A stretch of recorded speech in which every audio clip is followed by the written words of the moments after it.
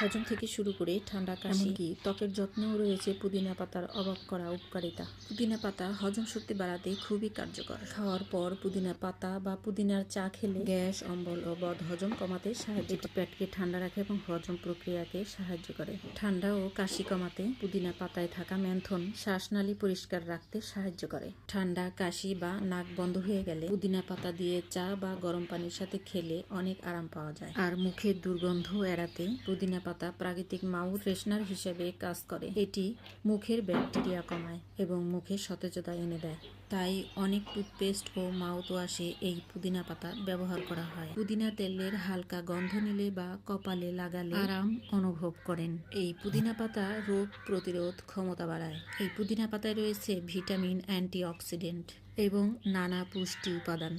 এগুলো শরীরের রোগ প্রতিরোধ ক্ষমতা বাড়াতে সাহায্য করে। শেষ কথা হলো, প্রকৃতির এই ছোট্ট পাতা পুদিনা আমাদের শরীরের জন্য অনেক বড় উপকার নিয়ে আসে। তাই প্রতিদিনের খাবার বা পানীয়তে একটু পুদিনা যোগ করলে শরীর থাকবে সুস্থ ও সতেজ।